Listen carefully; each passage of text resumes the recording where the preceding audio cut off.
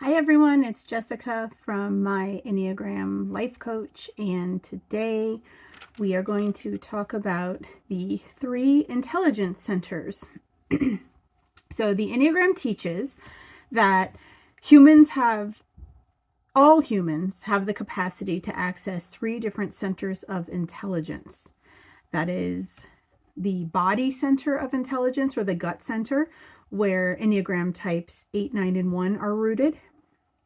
The next center of intelligence is the emotional center. That's your heart, your ability to empathize and connect with other people. That's types 2, 3, and 4. And then there's the thinking center, which is our cerebral types 5, 6, and 7. But part of Enneagram work, of course, and I've mentioned this before, but is to sort of supersede your number. It's not to just plop yourself down as whatever your type is and be like, well, that's it. Here I am. So ideally, you would start becoming more aware of your assets and liabilities given your particular type, because all types have assets and liabilities.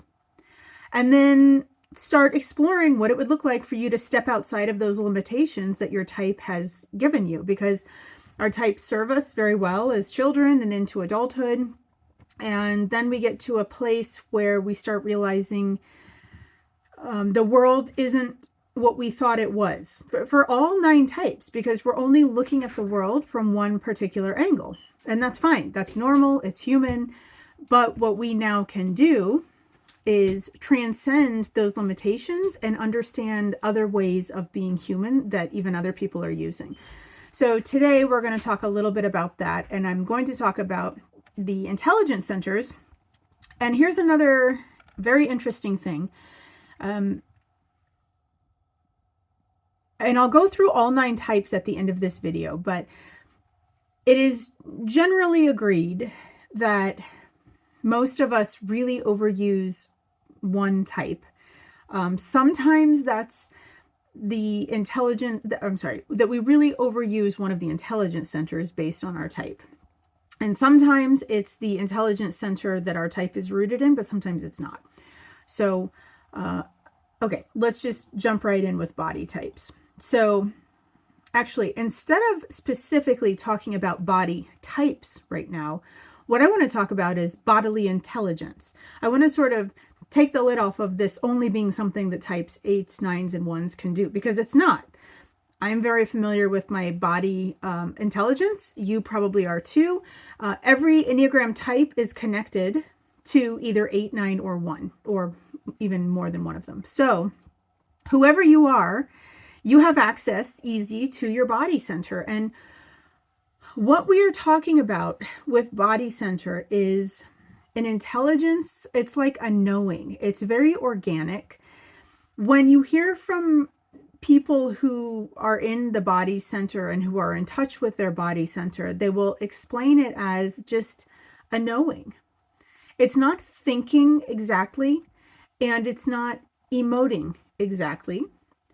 It's just sort of a broad gut feeling about, for instance, what the right thing to do is, or where to buy a house, or which job to take, or like, oh, I'm on my way to work. I don't feel like I should take that path today. I don't know why. I'm just not going to take it. And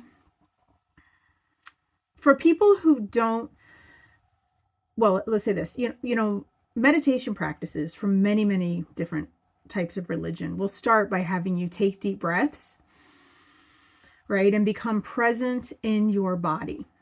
And that's a cool thing about bodily intelligence, is it can only be done while being present in your body. That's the truest way to do it. So, in other words, like, you can think and be kind of all over the place and not, but for your body intelligence, you have to be sensing your body. And you do this when you are dancing. If you're the kind of person who can dance, sometimes people will say to me when I'm trying to work with clients on this, and I'll mention, do you have any experience dancing? And sometimes they'll say, well, if I'm drinking, then I can dance, then I know what you're saying. And unfortunately, that's a true statement because, right, what does alcohol does? Well, it calms down your inhibitions, or it shuts up your brain, right? So when we're too stuck in our heads, you can't dance, because dancing isn't a head thing, it's a bodily thing. You're feeling the music and you're just allowing your body to go with it. Even if it's a little bit like Elaine from Seinfeld, right? The thing is, it's just what happens, right? That's just like what happens in your body center when you are sensing the music. Driving is another thing. When you're like driving on the highway and you're merging in and out of traffic and there's like a flow going on, that's a body center activity. Somebody recently said to me, and I don't know this from personal experience, but they told me that horseback riding is something that you really have to be in touch with your body center. They said that you need to be able to sense the horse, and the two of you like need to be vibing. So I don't know. I believe that it makes sense to me, although like I said, I don't know that from personal experience. So our bodily experience is there to bring us into the moment and then to inform us of the next thing to do. I remember recently I was listening to a podcast, not an Enneagram podcast, and the interviewer, I believe, is an Enneagram type 6, which means a headspace person. And he was interviewing an Enneagram type 1, who is a gut person.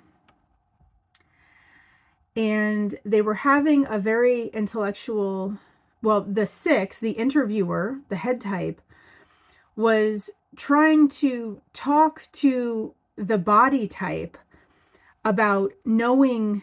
It was interesting because they didn't know that what the conversation they were having was the body type was saying that he just knew the right way. He knew how to follow truth.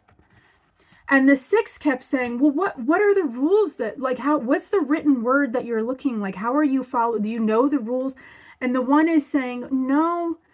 It's funny because, again, they don't know. I mean, I'm listening to this thinking, oh, I wish I was there to referee for them, because the head type is stuck in his head and he's saying, but what are the rules? What are the actual line items that we're following? And the gut person is saying, no, you're just sensing the moral way to go, and you're tapping into your conscience, I believe is also one of his responses.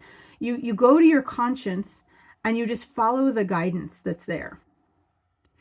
And for people who are really stuck in their heads sometimes, that actually can seem very wild or dangerous even, right? Like, well, how are you? Well, I can't just trust my conscience. Well, maybe you can. Maybe we are all wired with a body center that gives us intelligence, where if we would shut up, right, get into your body, like they do in meditation, like, feel your hands, feel your feet, know where you are, be present. Maybe then you could sense the way to go. Probably you've done that in your life. I mean, I'm not a body type, and I know what that means. I understand that there are just times where you just sense something, and I'm not even saying it's woo-woo, it's just you just sense something. When I married my husband, even though I did have a cerebral checklist, and even though he met like 95% of my checklist, because I'm a cerebral type, I'm a head type, he didn't meet the whole list, but I still knew beyond a doubt that was who I should marry. I just knew it. And I didn't have a way of giving you like a framework of why that was, but I just knew it. Now, here's the thing. Any of our intelligence centers can be wrong. They just because we feel a gut instinct really strong doesn't mean we're correct. Just because we feel an emotion very strongly doesn't mean it's objectively true. Just because we believe we're in headspace and we believe we know facts, it doesn't mean that they're inherently true. So you can be wrong in any of these centers, but the more you learn to use the centers, the more you will learn to use them appropriately. And I would say that's, practice. That's how we get better in anything. One thing that has been really helpful for me. So here's an example of how I used my centers. I was trying to make a decision about a group that I was in and whether or not I should leave the group. And it was a charity group. Okay. And so I go through my cerebral list and I'm like, well, I should do good. It's good for the community. It's giving back. Okay, so I go through that whole list and it's like, yeah, I mean, like if I do the cerebral part, it seems like I should participate in that group. But then I said, well, what do my emotions think about like going to the next meeting? How do I feel emotionally about going to the next meeting? And I was angry, like instantly angry. I was like, oh gosh, I do not want to go to another one of these meetings. I don't like going to this group. It's a waste of my time. Okay, so there's a clue, right? My emotions were like screaming no. And then I got into my body and I said, what does my body think about going to the next meeting? And same thing, I just felt a very strong resistance. My mother, who is a body type, would often tell me when I was a child, when I was trying to make a decision, to follow peace. And she happens to be a type 9, and type 9s are really focused on peace, and we didn't know the Enneagram back then. But that was good. That was actually good insight. 9s are navigating, they're a body type, and when they're paying attention, when they are present to themselves, when they're awake to their conscience and their inner guidance of Christ or the light or the truth or whatever your word is, when they're tuned into that, they can actually follow peace and they can navigate that way. Okay, so that is bodily intelligence. Now, that said, all of these intelligence centers have benefits and detriments. And the setback to being a body type is sometimes people who are in their body centers can be impulsive, right? If you just act on your impulses, you can become very impetuous. You can become too impulsive and you can do a lot of damage. So to just use your body, I'm hungry right now, so I'll eat. I want to have sex right now with that person. Your bodily instincts are not always, helpful, right? You need to then bring it to your conscience, bring it to your head. Is that a good idea right now? Bring it to your heart. Is this loving for everyone involved? So just acting on your body impulsively, that's not always the best idea. But it's one of 3 ways to integrate yourself when you are navigating through life. And it is generally said, and this is such a generalization, so it might, and I know exceptions. So I definitely know people who are exceptions to this. But generally speaking, Enneagram, the withdrawn types, which I did a video on that, my last video actually, Enneagram types 4, 5, and 9 can sometimes have a more difficult time connecting to their body center than other types. That's not always true, but they can spend a lot more time in their heads or in their hearts and not actually bring it to action, because the body is actually moving us into action. That's what the body type is doing. You're not sitting and thinking or feeling. That's not what's happening when you're in your body center. When we're in touch with our body center, we know the next right action to take. We know how to moderate ourselves and use appropriate force for each situation, not too much and not too little. And we know how to follow our own instincts and trust that sometimes we need to rest, sometimes we need to play, sometimes we need to work harder and be more busy, but sometimes we need to just relax. Okay, so that's the body center. One really cool, another example. So I'm typing, I don't know if you've ever heard of Dave Ramsey. He's a finance guy. He's got a talk show and he helps people get out of debt. So cheers to that. But I believe, from reading lots of his books and listening to him, I believe he comes primarily from 8 Space, which is a body-centered type. And he has this program that he calls Baby Steps, which are 7 steps to get people out of debt, out of financial debt. And embedded in one of those steps is paying down your credit card debt. And what does he say? It's like, mathematically or logically or thinking center, if we're to use our thinking center, any math expert or any accountant or finance guru will tell you that you should pay down the credit cards with the highest interest rates first, or the debt with the highest interest rates first, because obviously the highest interest rates are costing you the biggest amount. But Dave Ramsey, when he guides people in their baby steps as an 8, he overrides that and he says, I don't care. I don't care what any of those numbers say, because I know human behavior and humans don't always follow logic. And he's right about that.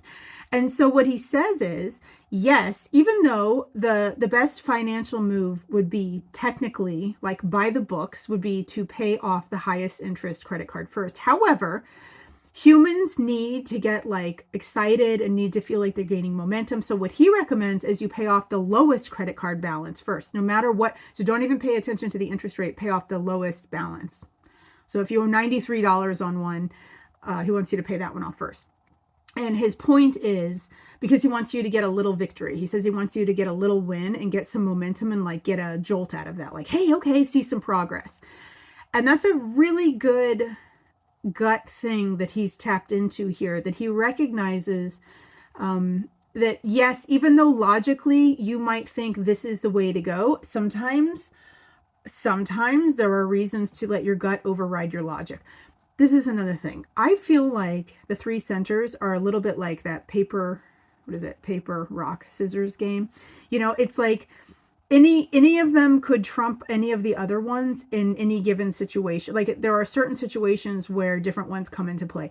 And that's a great example of that. So with finances, you think, oh, numbers, math, logic. And Dave Ramsey comes in out of left field being a body type and says, no. We tried it the logic way. Humans just aren't logical. And look, obviously he's right about that, because we wouldn't all be in debt if we were just following logic. We wouldn't all be overweight if we were just following logic and counting calories and, you know, eating what we should be eating, right? We all know what we should be doing, but human behavior doesn't work like that. So having facts alone, using your head alone, obviously isn't sufficient. Okay, so let's move into the heart type now. Heart types are, in Enneagram speak, they are technically types 2, 3, and 4. Those are our heart-centered friends.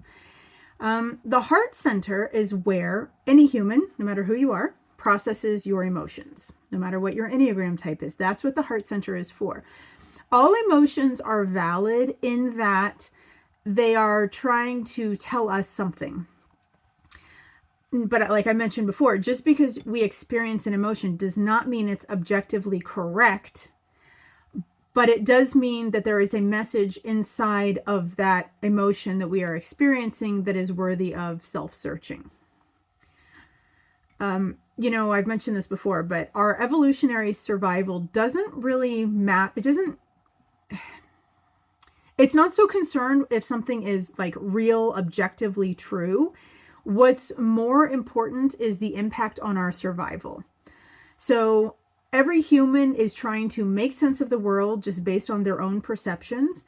And in some sense, part of that perception, for sure, especially if you're a person who does feel a lot of strong emotions, is your emotions. Your emotions are giving us, our emotions give us clues to the world around us.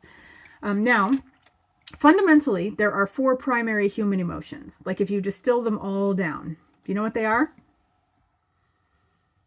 Doop, doop, doop, doop, doop, doop. So they are anger, fear, sadness, and happiness. Here's something strange. Anger, fear, sadness are all difficult to experience. Happiness and all of its subcategories are wonderful to experience.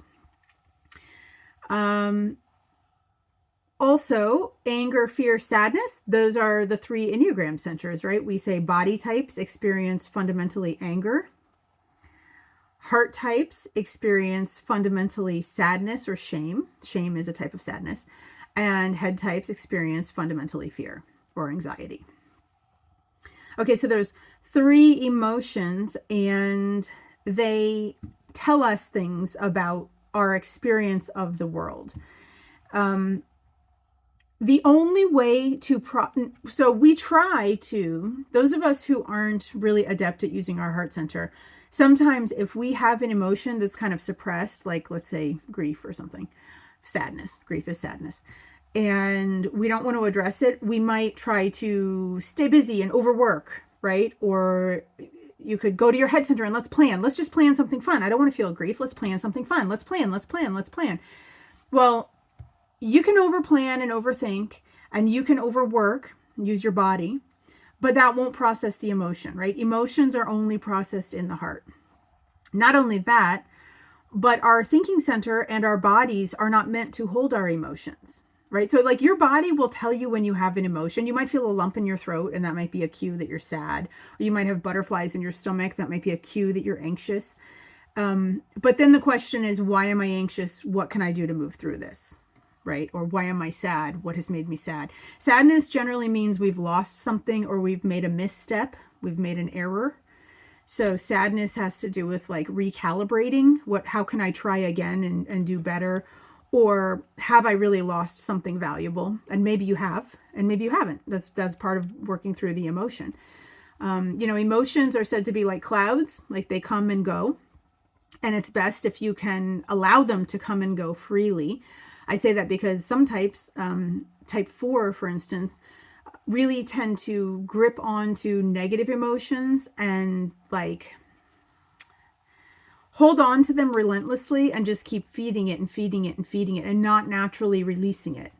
But then there are other types like type 2s who resist difficult emotions at the lower levels of type 2. And that's also lower levels of 4. Again, once we've done this work, we start like transcending our Enneagram, the limits of our Enneagram number. But before doing the work, 4s get stuck in their negative emotions, and 2s do the opposite.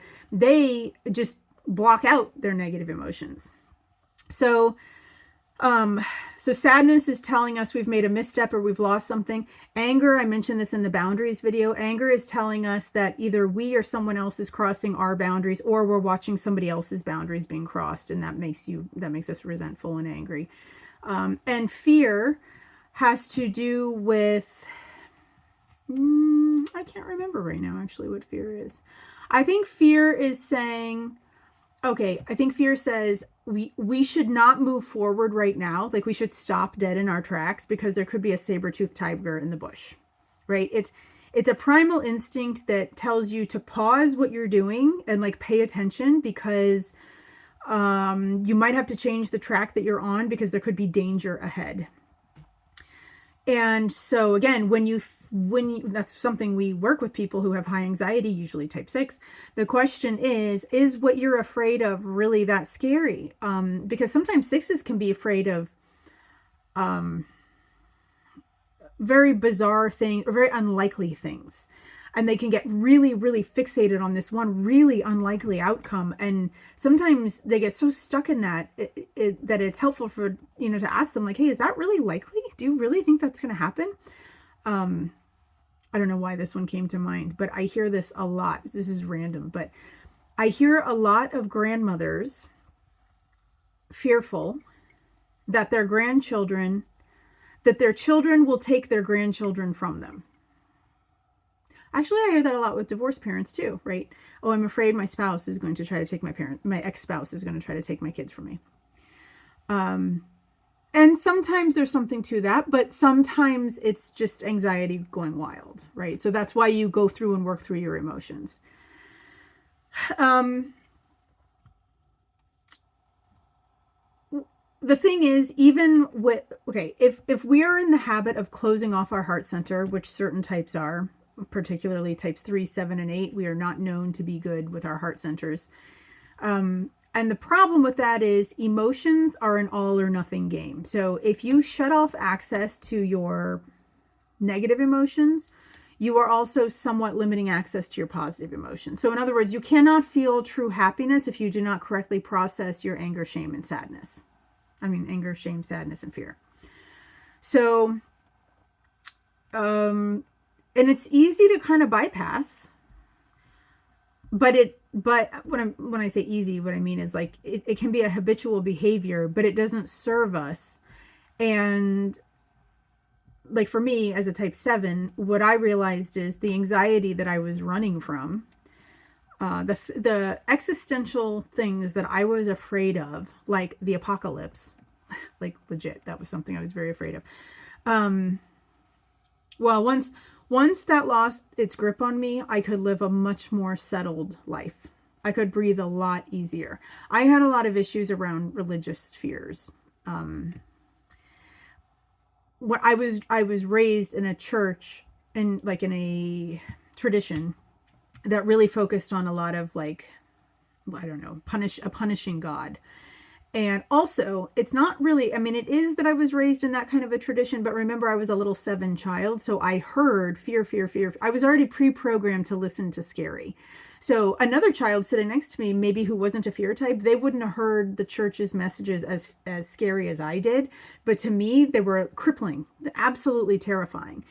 And so learning to work through that and realize that a lot of those fears were not, they were unfounded, and that I now believe in a loving God and a good universe, and I'm not afraid of those things. I now don't have a spirit of fear, but I have from God, from the divine, I have power, which is my body center. I have love, which is my heart center. And I have clarity, or a sound mind, which is my thinking center. I don't have a spirit of fear anymore. I used to be so haunted by fear. I don't have that anymore. All 3 of my centers are activated: power, love, and clarity. And now that's how I face the world. And it's way better. And now I can access true happiness, right? Because I've worked through, not that those things don't still pop up like whack-a-mole, that game at the arcade. They do. But I can work through them and get back to true joy and true happiness. Okay, so let's see. I would also say type 9s sometimes can ignore their, they can stuff some of their emotions, and for any of us, it can lead to health issues. 2s, same thing. 2s, because of that stuffing their negative emotions, that can be felt in their body and manifest as sicknesses. So you don't have to be like in that actual center to be struggling with the repercussions of not using that. Here's what I'm saying. No matter who you are as a human, you benefit from learning how to use your gut properly, your emotions properly, and your thinking capacities properly. Okay, let's move on to the thinking center.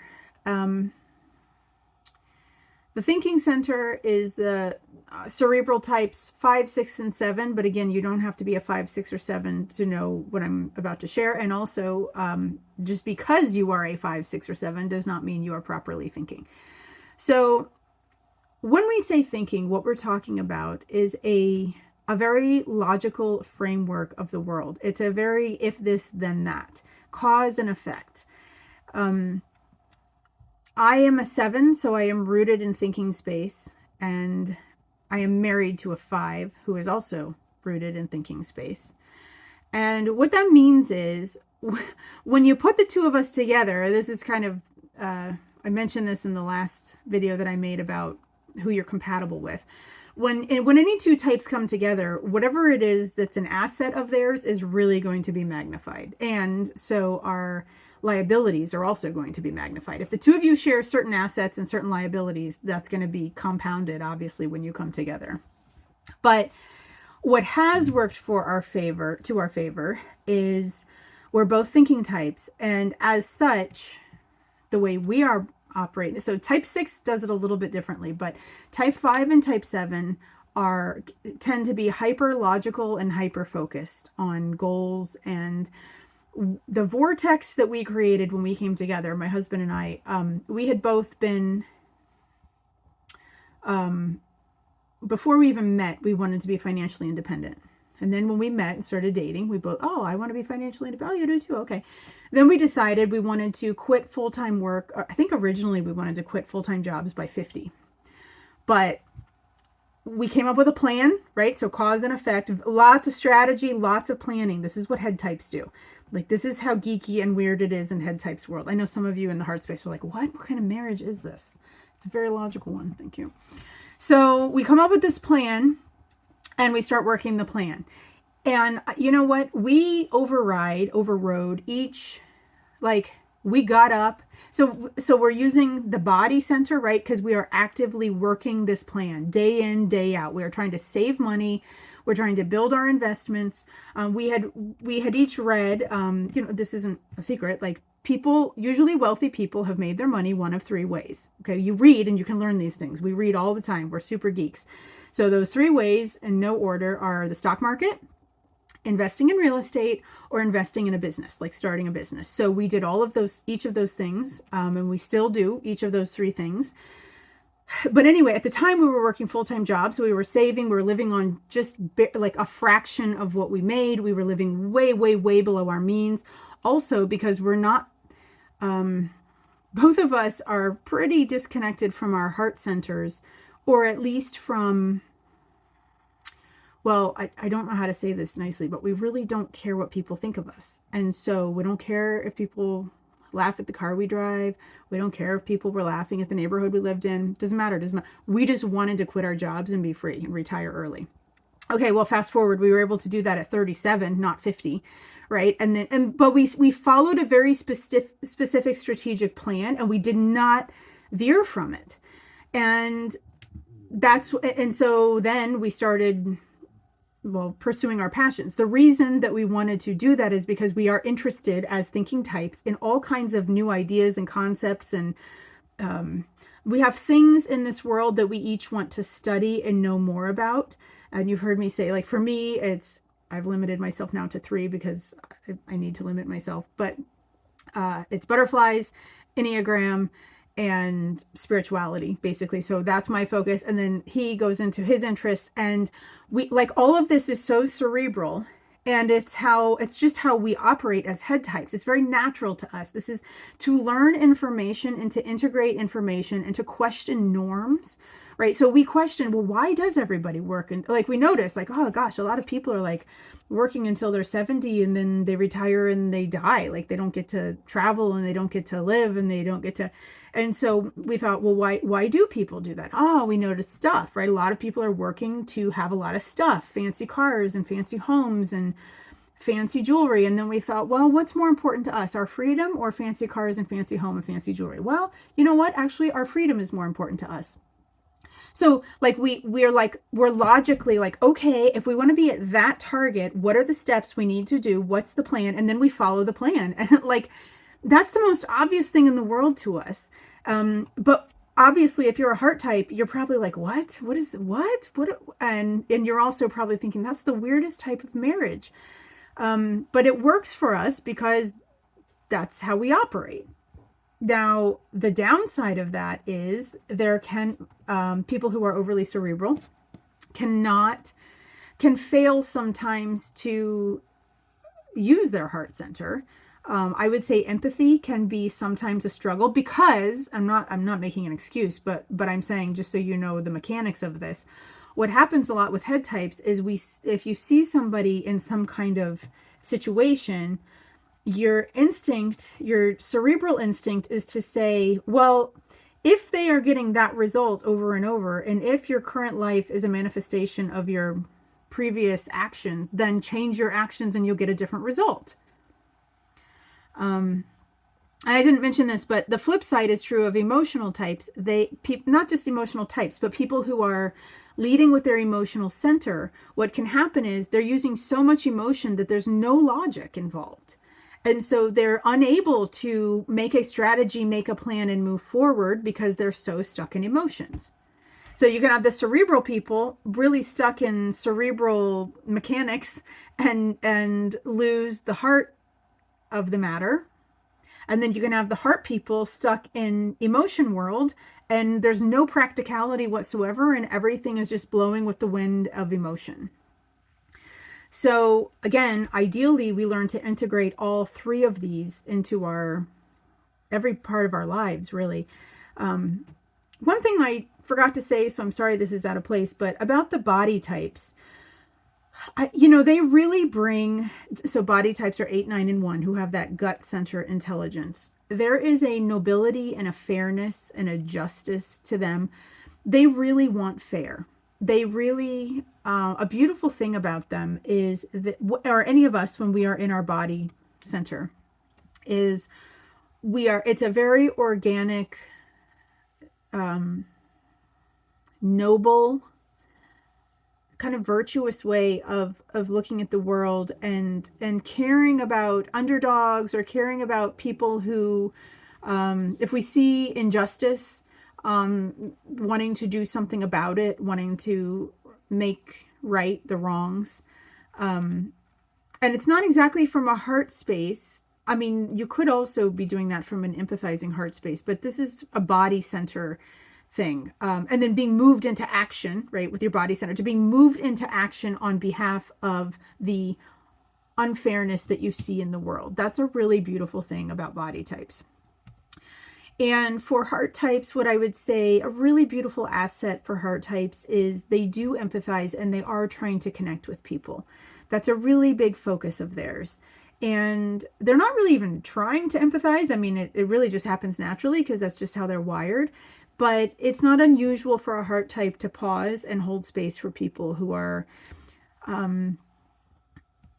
generally, I would say it's people struggling. Because there actually can be, it can actually be difficult for heart space people to celebrate people who are like winning.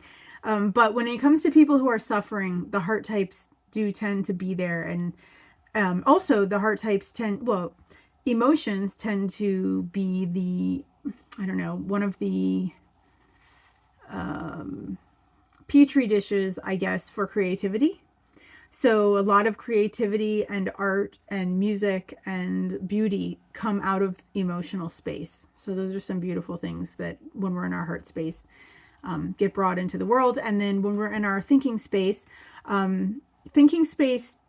builds homes and puts electricity in our homes and helps us to systematically solve problems, end world hunger, create governments, create order, share wisdom and education, and educate women, and all of that is head type things. So all of those things, when they're used properly, can bring good to the world, and when they're misused, can really screw things up.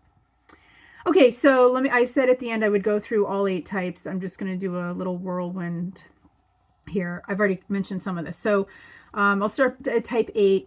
Type 8s tend to be obviously really good in the body energy. Like they're really, they see something and they move, right? Probably where they could use some work is to think a little bit. They do think though. They are strategic, but maybe to apply a little more thought and moderation before running into action. And also emotions, to be vulnerable, to learn to be vulnerable and connect with other people, and consider how their actions are going to affect others. That's good growth for 8s. We get to 9s. 9s, even though they're in the body center, they tend to get stuck. Their sloth ends up being inertia, just an inability to make forward progress. So for a 9, a lot of times it's because they don't like the conflict of the world around them. So growth for 9s can be, and this is actually, the virtue to their vice of sloth, the virtue is right action. Take the next right action.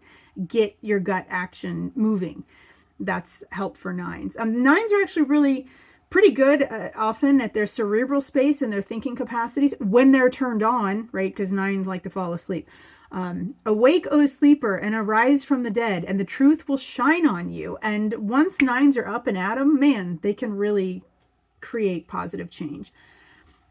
Type 1s in the body center, 1s are working for justice. They're working to be responsible. They're working to do good, but they're very, very hard on themselves, and they can become really bitter, and that's actually an emotion. 1s don't like to think of themselves as very emotional, but anger is an emotion. So what's happening a lot with 1s is they're moving into action and they're angry, and they don't realize that their low level anger is like fueling their aggravation. So what can be helpful for 1s is to slow down and think and be strategic and ask, what is mine to do? Am I giving myself proper rest time, proper restoration time? Or am I just going? Because that's body center, right? Doing. But if it's mindless doing, it's not actually helping anyone. And it's definitely not helping the 1, because it's just making them more resentful. Because why am I the one doing all the work? Well, because you won't stop doing the work. You won't stop and think and say, wait a minute, what is mine to do? That's often what's happening at 1 space. We go into type 2s.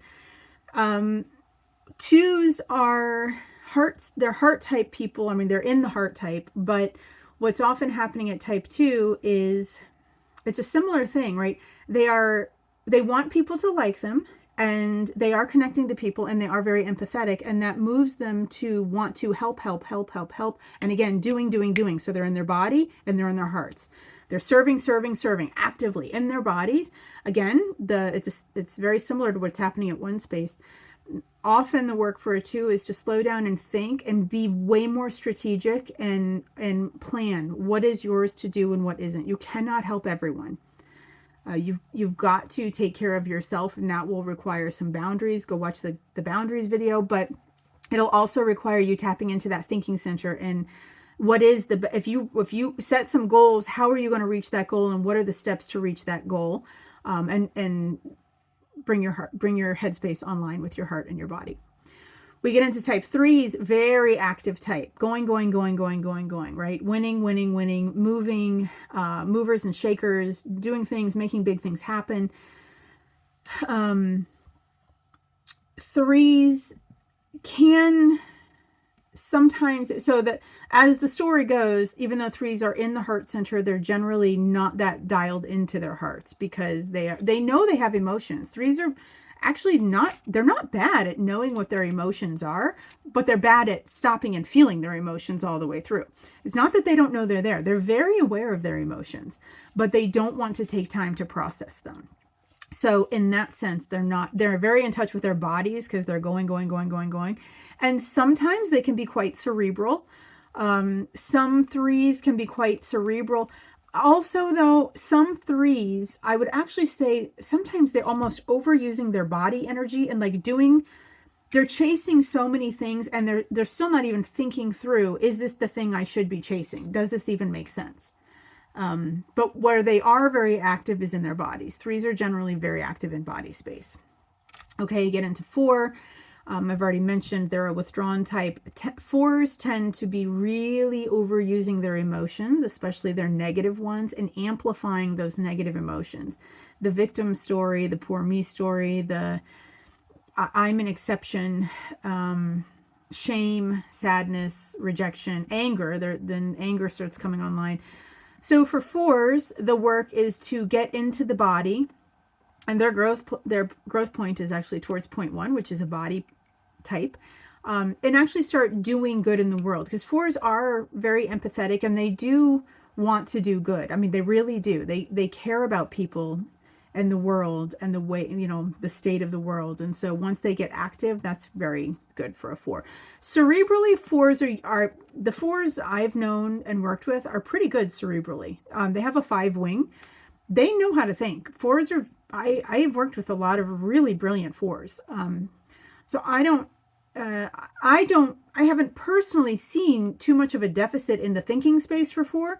It's just that the heart gets so turned up, and then there's just not even space for body. Getting into point 5, 5s are as cerebral as 4s are emotional. When a 5 is in her growth spot, she's moving towards point 8, which is action oriented, of course, very action oriented. I don't know, you hear different reports on this.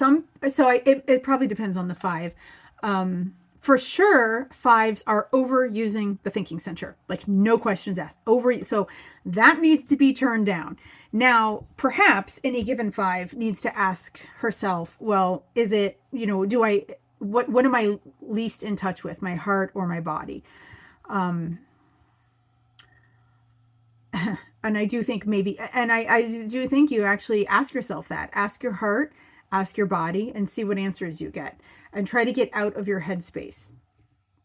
Just like I was saying that type 1 in that podcast was saying, just ask yourself truth. But when ask yourself to follow the truth, but you're not thinking through truth and it's just like more of a vibe that like comes on you and tells you the next, whether in this case, whether or not you need to access more of your heart or more of your body. We get to point 6. 6s, even though their head types are typically, when they're in their ego, So that's before they're really self-integrated. They tend to be hyper emotional. They're reactive types. We talked about that in one of the last videos.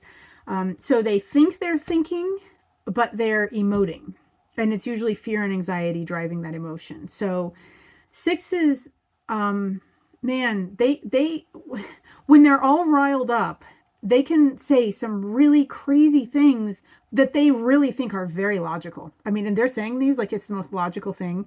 And it like, I know I'm a head type, so, but I don't even think you have to be a head type to be like, that's a crazy thing she just said. That does not make any sense. But the sixes thinks that they're thinking, because sixes, again, we head types, we're in our head all the time. So it's not that their wheels aren't spinning, because they are spinning their wheels, but it's not in any productive way. It's not with strategy. It's not with planning. It's out of fear and anxiety. So it's running from all of the dangers more so than aiming at a target and mindfully getting your ducks in a row to hit that target. That's what productive thinking does. But when sixes are spun out and when their anxiety is super high, that's an emotion. They're actually so stuck in their emotions, they're unable to think properly. There are sixes who are really good in their bodies, moving, and actually a lot of athletes are sixes. So sixes can be really good in their body center. And so you do see them actively, they're active people, like physically active, moving towards things, working, dutiful. But the question is, so what they need to turn online is actually their thinking center to do that in a more strategic way rather than just like anxiety vomiting everything, because that's what they're usually doing, emotions and doing, and it's not making any sense, and they're just on a treadmill.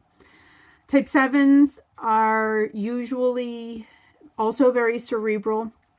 Also, usually 7s are pretty in their body.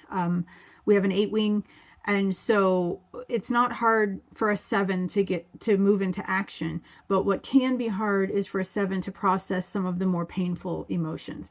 7s are very in touch with positive emotions, happiness, self-assuredness. That's because they're high in extroversion, so they feel positive emotions.